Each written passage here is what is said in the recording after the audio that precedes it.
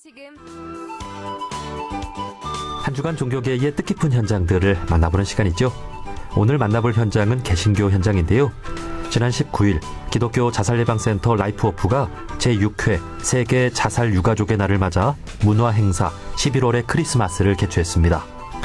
세계 자살 유가족의 날은 매년 11월 셋째 주 토요일로 자살 유가족들을 위로하고 상처를 치유하기 위해 미국에서 1999년부터 시작이 됐는데요. 우리나라는 세계에서 자살률이 높은 국가 중 하나이기도 하지요. 그런 만큼 큰 상처를 안고 살아가는 유가족분들도 많이 계실 텐데요.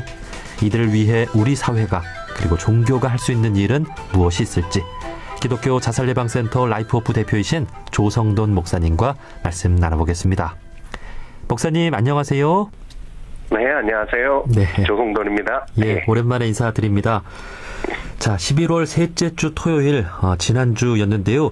이날이 세계 자살 유가족의 날이었다고 들었습니다. 이게 어떻게 시작된 날인지요? 예, 이거는 이제 미국의 국회의원이었던 해리 리드 의원이 그 부친께서 이제 자살로 돌아가셨거든요.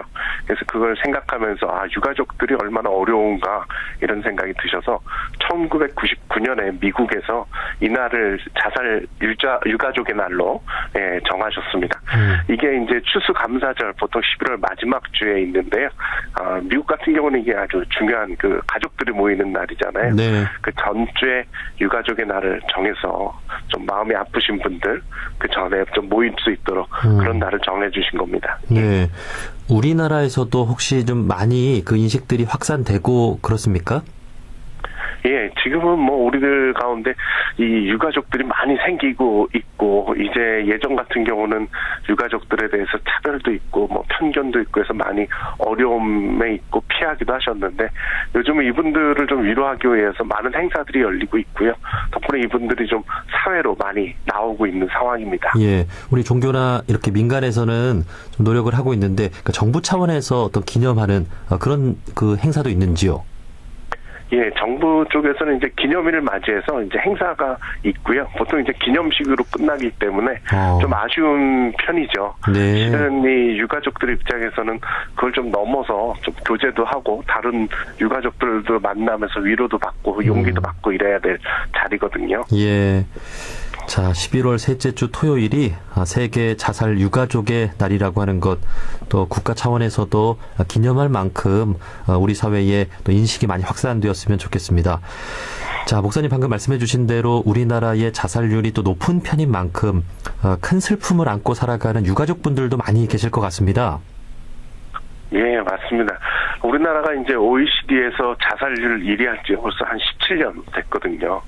한 해에 한 1만 3천 명, 만 한 4천 명 정도가 자살로 인해서 돌아가십니다.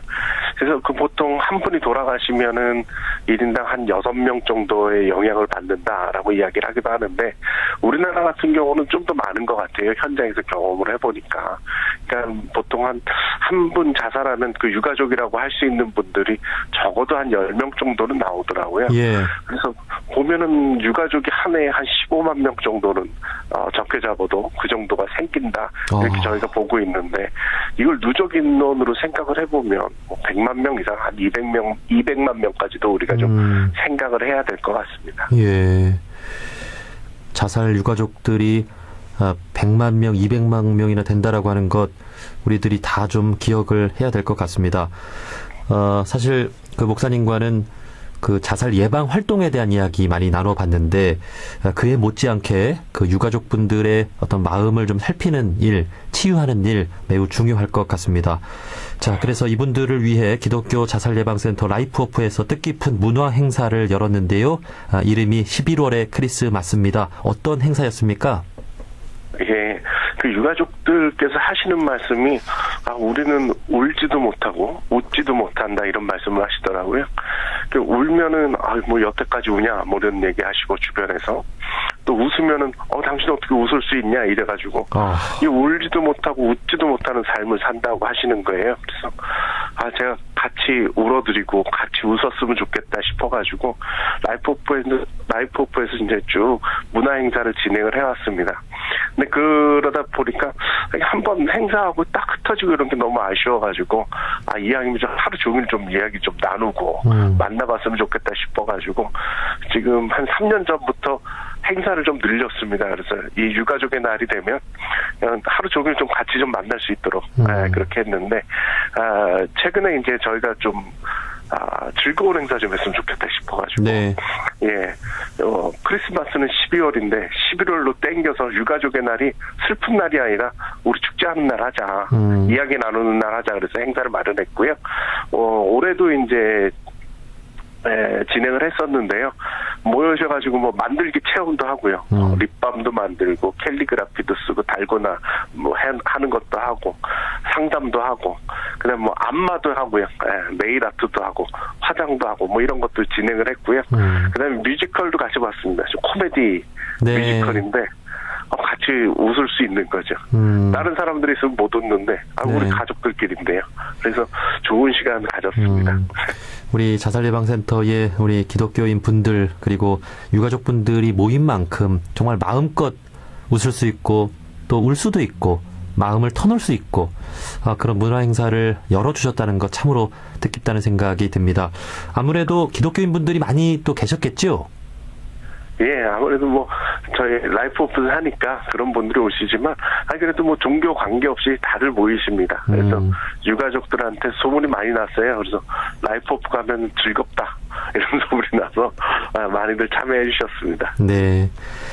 자, 이런 문화 행사를 준비하시면서 유가족분들에게 진정 필요한 것이 무엇인지 이제 목사님께서 또 고민을 많이 하셨을 것 같은데 우리 사회는 이분들께 어떻게 좀 힘이 될 수 있다고 보십니까? 이분들이 일상으로 돌아갈 수 있도록 도와주셨으면 좋겠어요. 이분들이 이 아픔을 가지고 있다 보니까 또 주변에서 참 힘들게 하는 일들이 많거든요. 그래서 상처들이 많으세요. 그래서 이분들이 이 일상 생활하는 게 상당히 어렵습니다. 제가 이런 문화 행사 할 때도 제 마음속에 남은 건데 전에 어느 행사를 했었는데 행사 마치고 나서 이제 뭐 같이 음악 듣고 뭐 이런 조그만 행사였는데 다음엔 뭐 할까요? 이렇게 제가 그 유가족 아버님한테 물어봤더니 그 아버님이 다음에 영화 한번 보여주세요 그러시더라고요. 그래서 너무 뜻밖이잖아요. 그래서 그러세요? 그랬더니 그분은 그 자식이 그렇게 되신 분인데 애가 그렇게 나오고 되고 나서부터는 참 예전엔 영화를 좋아했는데 영화관을 한번 못 갔다고 내가 그런 문화를 즐긴다라는 게 안 될 것 같기도 하고 어두운 데 들어가는 것도 난 무서워졌다 그런 말씀하시더라고요. 네. 영화 보는 게 별거 아닌 일이잖아요. 네. 정말 일상인데 그거조차도 이분들한테는 용기를 내야 되는 일이거든요. 네. 예, 그런 것처럼 우리 일상에서 이분들이 회복될 수 있도록 좀 여러분들이 관심 가져주시고 또 어쩔 때는 너무 많은 관심 있으면 또 불편하니까 또 모른 척도 해주시고 네. 그러셨으면 좋겠습니다. 예. 큰 상처를 안고 있어도 정말 일상을 살아내야 하는 것이고 우리가 함께 살아가는 이웃으로서 이분들의 마음을 이제 목사님 말씀을 들으면서 좀 잘 헤아렸으면 좋겠습니다. 특히 종교들이 한편으로는 큰 힘이 될 수 있을 거란 생각도 드는데요. 뭐 기독교 자살예방센터뿐만이 아니라 종교계가 자살예방 활동을 함께 하기도 하잖아요. 혹시 유가족분들을 위한 활동, 그 이웃 종교들도 하고 있는지 궁금하고 혹시 함께하는 활동은 또 있는지도 궁금합니다. 예, 종교별로 이 유가족 프로그램들이 다 있습니다. 뭐 불교도 그 템플스테이 통해서 또 하시는 것도 있고 천주교도 최근에 큰 행사를 같이 또 하셨던 적이 있고요. 원불교에서도 명상 프로그램이 있는 걸로 알고 있는데요. 이런 것들이 참 큰 힘이 됩니다. 네. 마음을 이렇게 여시는 데 있어서 그래도 종교처럼 크게 힘이 되는 부분이 없잖아요.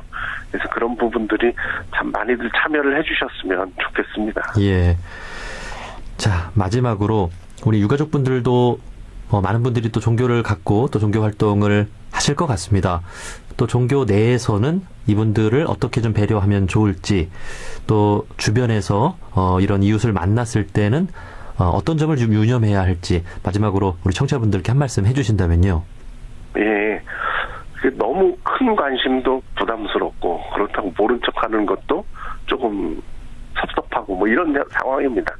근데 종교라는 데가 항상 어떤 정죄하기에 쉬운 데인 것 같아요. 예. 같이 이렇게 모여있으면서 저희 같아도 아유 이분 돌아가셨는데 천국 갔나 안 갔나 뭐 이런 얘기들 하실 때마다 그러니까요. 뜨끔뜨끔 하거든요. 네, 근데 그런 상처들이 많이 있으세요. 제가 유가족들을 이렇게 대해보니까 종교가 이렇게 돌아요. 이렇게 천주교 하셨던 분 개신교 오고 개신교 오셨던 분 상처받고 불교 가기도 하고 이렇게 자기 종교에서 상처받고 돌아 다른 종교를 찾으시는 분들도 있거든요. 네.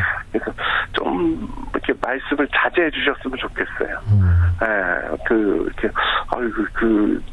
저희 이런 말씀 드리기 그렇지만 이렇게 와가지고 위로해 준답시고 아이고 이거 지옥 가서 어떡하나 이런 얘기 하시는 분들도 있어요. 죄송한데 그런 마음의 상처들을 좀 생각해 주셨으면 좋겠고요. 그리고 옆에 있어주는 것, 종교인들끼리 통하는 게 있잖아요. 말을 안 해도 함께 이분이 저를 위해서 기도해 주신다라는 그 나누는 마음 같은 게 있지 않습니까? 네. 그런 모습들을 좀 많이 보여주셨으면 좋겠습니다. 네. 예수님, 부처님 같으면 정말 큰 슬픔을 안고 있는 이들을 안아주시고 위로해 주실 것 같습니다.